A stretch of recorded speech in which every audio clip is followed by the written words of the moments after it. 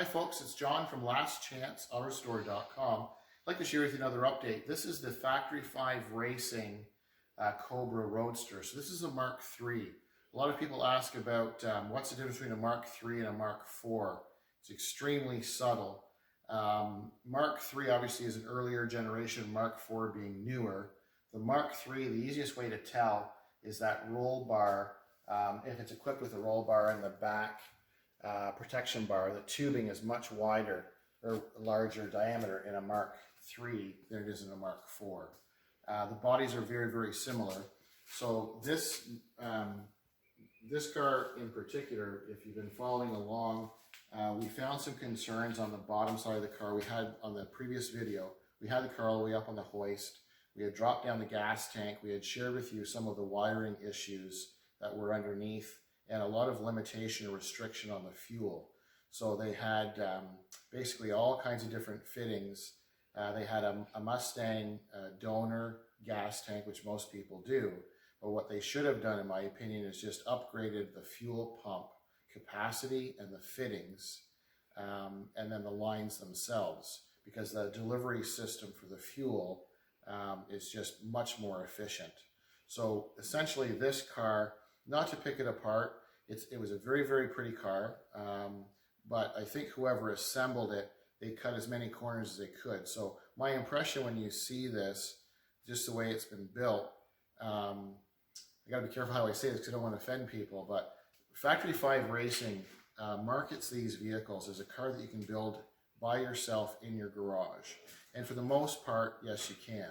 But there's a lot of issues when it comes to things like wiring, suspension, or serious safety issues. If you don't have experience or much experience working with wiring and suspension, you're probably better off, in my opinion, just doing the mock-up of the car and then take it to someone who's familiar with the safety aspect of it. Because this car has been driven by our client. He bought it from the original guy who built it I'm not sure, not questioning how it was passed the safety, but it passed a Ministry of Ontario safety inspection, and they could only, I guess, look at what they could see.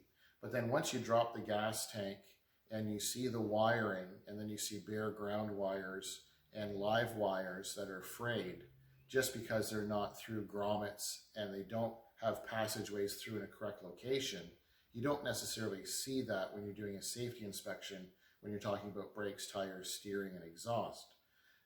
So we've seen a number of, probably 15 or 16 examples of poor build and a little bit on the scary side when it comes to wiring, things like oil connections and things of that nature. So it's nice that we've got this car here to tweak it. We're going to make it safer. We're going to reroute a lot of the wiring. So this Mark III Cobra, it received basically a donor. So this is the less expensive way of building one of these Factory 5 Cobra replicas. You get a donor Mustang. So this is a 5-liter. Could have been, I don't think it's a high output, an HO. I think it's just a normal. So what they did is they basically pulled the 5-liter fuel-injected engine out of a donor Mustang and set it in this chassis and body.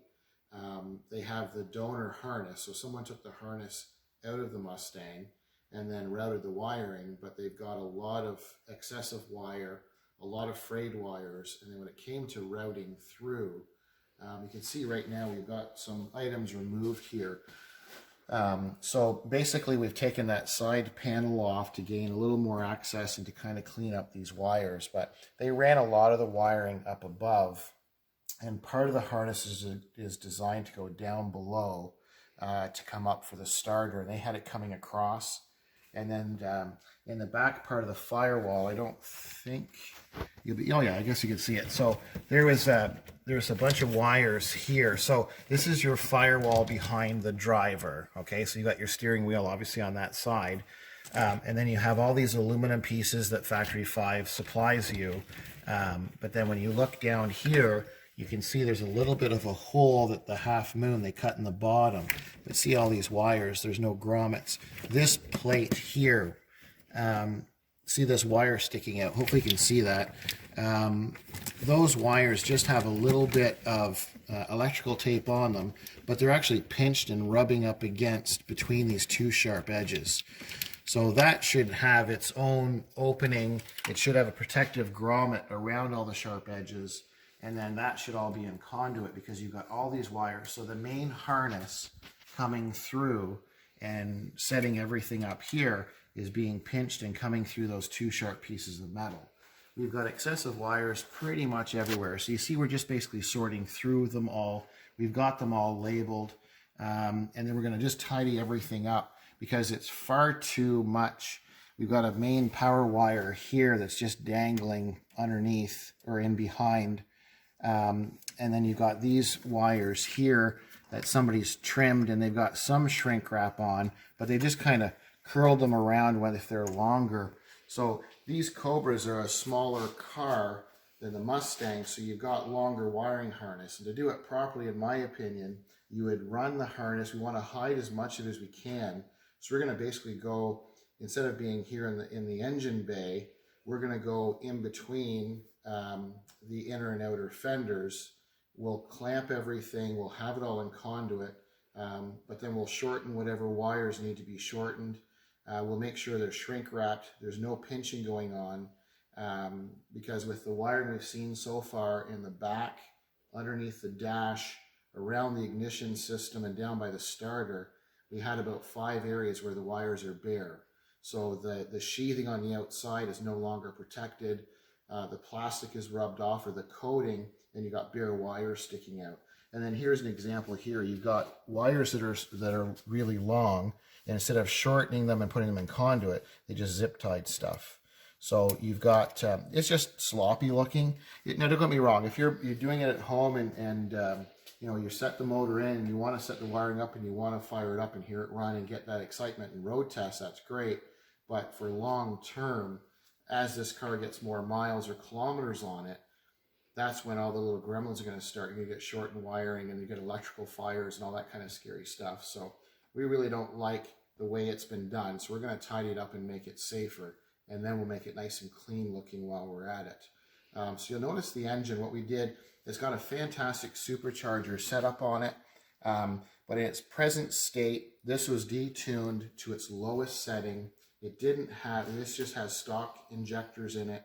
And as I mentioned earlier, very, very restricted in terms of the amount of fuel coming to the engine. So we've got the valve covers off. We have the intake off. It was just the normal paint that was on the donor Mustang. So we're going to sandblast and powder coat the valve covers and the intake assembly.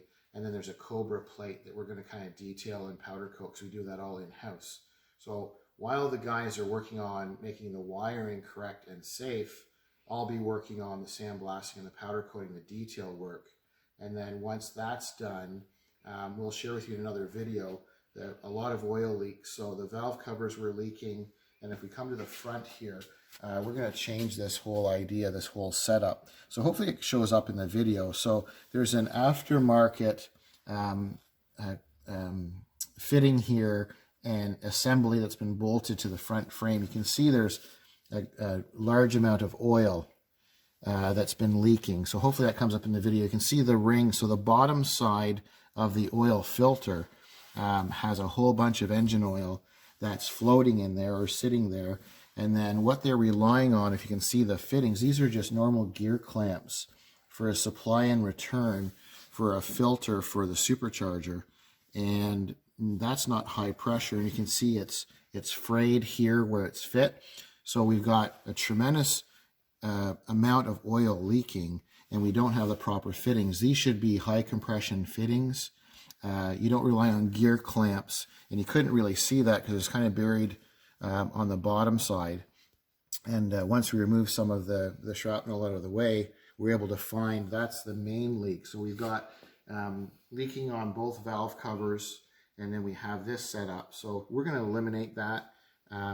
It's just in a bad area. It doesn't have high pressure. So we're just going to make sure that we correct that, because if one of these gear clamps goes or one of those hoses blows, we have no oil very, very rapidly, and that's going to be a tremendous problem for this engine and supercharger. So one of the many things we're going to correct, I don't want to bore you too much with that. This is more of a, here's kind of the layout of it, and then we'll share with you in the next video. I'll show you the difference between what the valve covers look like and then what the valve cover looks like when we media blast.